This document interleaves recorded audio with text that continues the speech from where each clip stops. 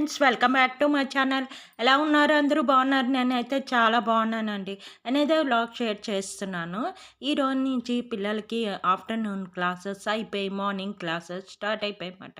అంటే ఇది బుధవారం అన్నమాట. మంగళవారం వరకు పిల్లలకి ఆఫ్టర్నూన్ క్లాసెస్ ఉండేవి. అంటే 1:00కి వెళ్ళి 5కి వచ్చేవారు. ఈరోజు అంటే బుధవారం నుంచి మార్నింగ్ క్లాసెస్ అయితే స్టార్ట్ అయిపోయాయి. అంటే మార్నింగ్ 8:30 టు 1:00 వరకు, అంటే 12:30 వరకు ఇంటికొచ్చేసరికి 1:00 అవుతుందన్నమాట. అందుకే వాళ్ళకి టిఫిన్ అయితే ఇడ్లీ పెడుతున్నాను. నాది ఇడ్లీలు 4 రేకులు ఉండేది కదండీ! అదేంటో పాడైపోయింది. హోల్స్ లాగా అయిపోయిందన్నమాట. సరే ఇదే వాడుతున్నాను. ఏదైనా ఇడ్లీ కదా! అందుకు కుడుములో అయితే పెట్టేస్తున్నాను.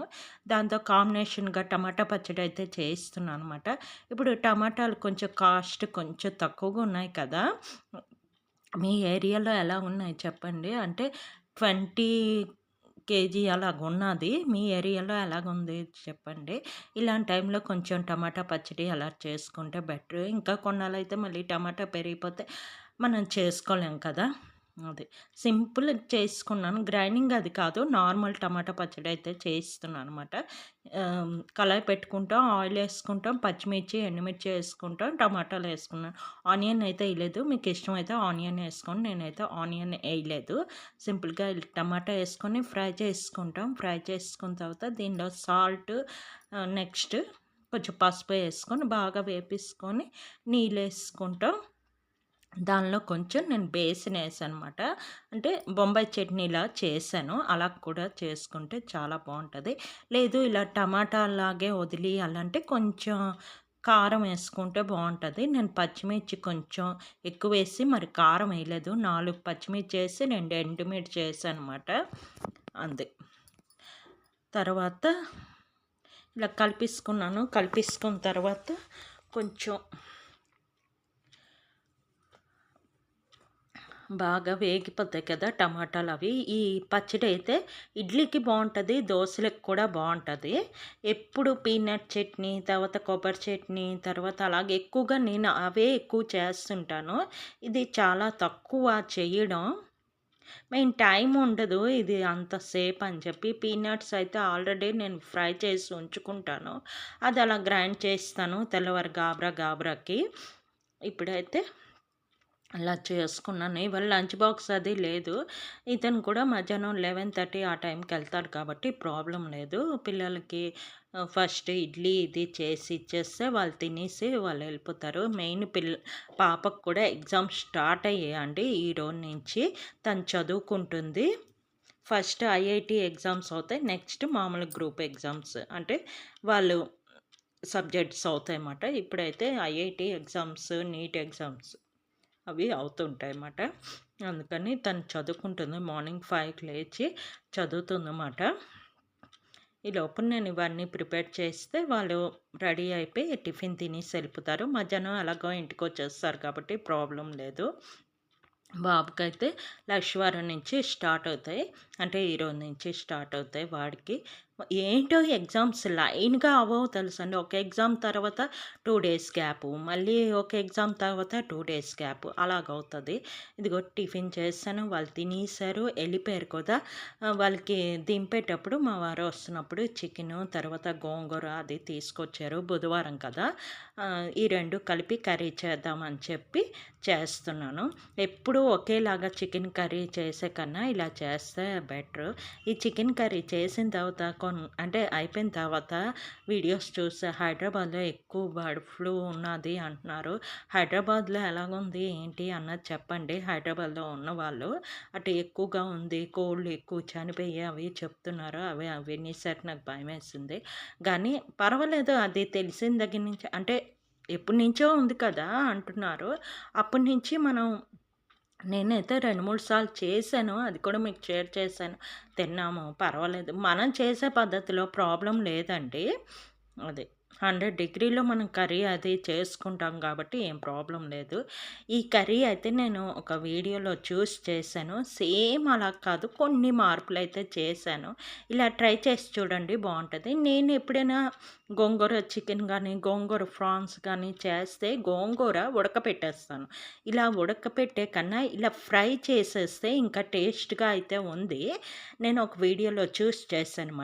సింపుల్‌గా ఆయిల్ ఏసుకుంటాం. ఆయిల్ ఏసుకొని గోంగూర బాగా కడిగేసుకుంటాం కదా! కడిగేసుకున్న తర్వాత అది ఇందులో వేసుకొని ఇలా మెల్ట్ అయిపోవాలి. చూస్తున్నారా? ఇలా ముద్దలాగా అయిపోవాలన్నమాట. ముద్దలాగా అయిపోయే వరకు బాగా కలిపేసుకొని పక్కన తీసి పెట్టుకుంటాం బౌల్‌లో తీసుకొని.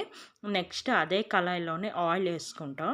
ఆయిల్ ఏసుకొని మామూలుగా ఆనియన్, పచ్చిమిర్చి ఏసుకొని అది బాగా వేపుకుంటాం.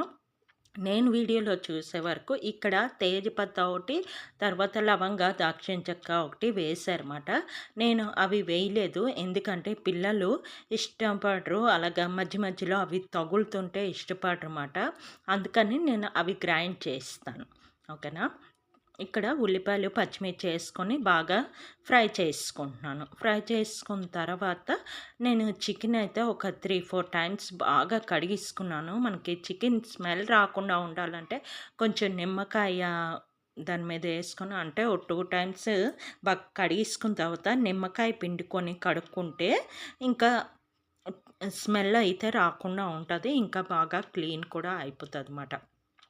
ఉల్లిపాయలు వేగిన తర్వాత టమాటా వేసుకున్నాను. తర్వాత ఈ చికెన్ అంతా వేసుకొని బాగా కలిపేసుకున్నాను. ఇది హాఫ్ కేజీ చికెన్ తెచ్చానమాట. దానికి 3 కట్లు గోంగూర, చిన్న కట్లు, చిన్నవి కాదు మీడియం సైజు ఉన్నాయి. 3 కట్లు మాట గోంగూర కరెక్ట్‌గా సరిపోయింది. ఇంకా ఎక్కువ గోంగూర ఏసామనుకోండి ఎక్కువ పుల్ల పుల్లగా అనిపిస్తది మనకు కర్రీ. అందుకని ఎక్కువ వేయలేదన్నమాట. ఇలాగ బాగా కలిపేసుకొని మూత పెట్టిగానే అది కొంచెం వేగినట్టు అవుతుంటది కదా! ఈ లోపల మనం గ్రైండింగ్ అయితే చేసుకుందాం. ఇందాల గోంగూర పేస్ట్‌లా చేసుకున్నాం కదా! అది వేసుకుంటున్నాను. వాళ్ళు చూసే వీడియోలో బట్టి ఇది ఇలా గ్రైండ్ చేయలేదు. ఇలా ముద్ద చేసిందే చికెన్‌లో కలిపేశారు. నేనైతే గ్రైండ్ చేస్తానండి. ఎందుకంటే మా పిల్లలు అలాగ తినరు. అలాగా మధ్య మధ్యలో ఆకుతలన ఎంత మెల్ట్ చేసినా కూడా తినరు. అందుకనే ఎందుకొచ్చింది గోల అని చెప్పేసి ఒకసారి గ్రైండ్ చేసామనుకోండి వాళ్ళు ఇష్టంగా తింటారు. అందుకు ఒక చిన్న మిక్సీలో గోంగూర, అల్లం వెల్లుల్లి, తర్వాత దాల్చిన చెక్క, లవంగా, ఇలాచి అన్నీ ఇక్కడే వేసుకొని గ్రైండ్ చేస్తాను. అల్లం వెల్లుల్లి కూడా అన్నీ కలిపేసి చేస్తానమాట. బెస్ట్ మళ్ళీ అల్లం వెల్లుల్లి పేస్ట్ వేరేగా అలా కాకుండా నేను ఎక్కువగా ఫ్రెష్‌దే వాడతాను. అల్లం వెల్లుల్లి పేస్ట్ అస్సలు బాలేదట కదండీ! ఏవేవో కలిపి చేస్తుంటారు కదా! అలాగ అనుకుంటాం గానీ అన్నీ అలాగే ఉంటాయి. చూసే వరకు మనకి చూడకపోతే అంతే అవే వాడేస్తాం కాబట్టి. తర్వాత ఇటు చికెన్ చూస్తున్నారా? వేగిపోతుంది. వేగిపోయిన తర్వాత గోంగూర అయితే వేసుకుంటాం. ఇదిగోటి చికెన్‌లోంచి వాటర్ వస్తుంది చూస్తున్నారా? ఇలా మారిపోయింది క్లిప్. ఇక్కడైతే గోంగూర ఏసేసాను.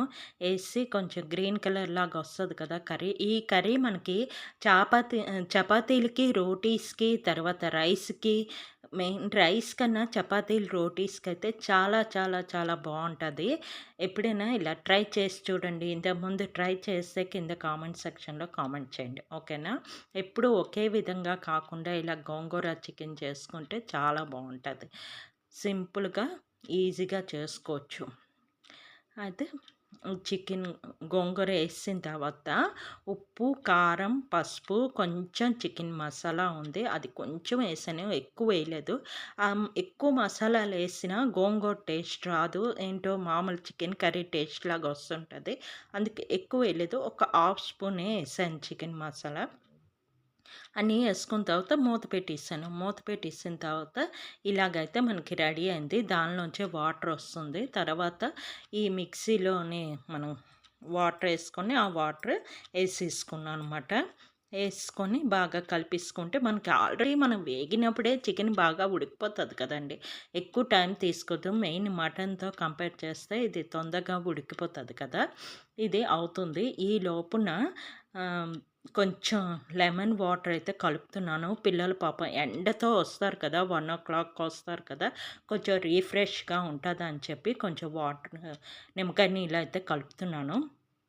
ఈ సమ్మర్‌లోని కొంచెం నిమ్మకాయ నీళ్ళు, మజ్జిగ, తర్వాత వాటర్ మిలన్ జ్యూసు, కొంచెం కూల్‌గా ఉన్నవి కలుపుకొని ఉంచుకొని అదే తీసుకుంటే చాలా మంచిది. ఈ టైంలోని ఎండ ఎక్కువగా ఉంటది కాబట్టి కొంచెం వాటర్ ఎక్కువగా తీసుకోవడం, అది కూడా మధ్య మధ్యలో ఈ లెమన్ వాటర్ లేదంటే అంటే సబ్జా గింజలు అని అంటారు కదా! అవి వాటర్‌లో వేసుకొని తాగితే చాలా కూల్‌గా ఉంటది. నేనైతే పిల్లలకి హాఫ్ డే స్కూల్ అంతా అంటే మార్నింగ్ స్కూల్ టైం అంతా నేను ఈ సబ్జా గింజల ప్యాకెట్స్ కొని ఉంచుకొని అదే వాడతానమాట. చాలా రిఫ్రెష్‌గా ఉంటది. ప్లస్ చల్లగా ఉంటది. ఇక నీళ్ళు ఎందుకు తీసేసానంటే కొంచెం ఐస్ వాటర్ కలుపుదాం అని చెప్పి తీసేసాను. ఇప్పటికైతే దీనిలో కలుపుతాను. వాళ్ళకి తెచ్చిన తర్వాత దీనిలో ఐస్ వాటర్ కలుపుతానమాట. ఎప్పుడైనా ఐస్ వాటర్‌లో షుగర్ కలవదు కదా! అందుకని నార్మల్ వాటర్‌లోనే షుగరు, కొంచెం ఉప్పు వేసానమాట. వేసి బాగా కలిపేసుకున్నాను. తర్వాత లెమన్ చేస్తున్నాను. లెమన్ ఏసుకున్నాను. ఒక హాఫ్ చెక్క చాలు. ముగ్గురికే కదా! నాకు, పిల్లలిద్దరికిని. ఇలా కలిపేసి ఉంచేస్తాను. రాగానే తాగుతాం. ఇది ఇలా కలిపేసి కొంచెం ఫ్రిడ్జ్‌లో పెట్టేస్తానమాట. పెట్టేసిన తర్వాత వాళ్ళు వచ్చిన తర్వాత కొంతసేపు కాళ్ళు, చేతులు కడిగేసుకొని కొంచెం ఫ్రెష్ అయిపోతారు కదా! ఫ్రెష్ అయిపోయిన తర్వాత ఫస్ట్ నార్మల్ వాటర్ ఇస్తాను. ఎప్పుడు ఎండతో రాగానే చల్లని నీళ్ళు ఇవ్వకూడదు. మంచిది కాదు. పిల్లలకి కాదు మనకు కూడాని రాగానే అబ్బా! ఎండగా ఉందని చెప్పి కొంతమంది గడగడ చల్లనీళ్ళు తాగేస్తారు. అస్సలు మంచిది కాదండి. హార్ట్ బీటుకి అస్సలు మంచిది కాదు ఎండలో రాగానే. అందుకు ఒక 15 మినిట్స్ అయినా గ్యాప్ ఉండాలి. లేదంటే అంత దాహం వేస్తుందంటే నార్మల్ వాటర్ తాగి ఓ 15 మినిట్స్ తర్వాత మనం తాగొచ్చు. ఓకేనా? ఇక్కడ సబ్జా గింజలైతే వేసుకున్నాను. నిమ్మకాయలోని సబ్జా గింజలు ఏసుకొని తాగితే చాలా బావుంటదనమాట. ఇదిగోటి ఇలా వేసుకున్నాను. వేసుకొని కలిపేసుకొని ఉంచేసుకోవడమే. మూత పెట్టేసి ఉంచేస్తాను. ఫ్రిడ్జ్‌లో పెట్టేస్తాను. తర్వాత వాళ్ళకి తేడానికెళ్తాను. చికెన్ కర్రీ అయిపోక వాళ్ళకి తేడానికెళ్తాను. టైం అయితే అవుతుంది. ఇది మా వారికి బాక్స్ కట్టేసాను. కట్టేస్తే అతను వెళ్ళిపోయారు. అతను 11:30కి వెళ్ళిపోయారు.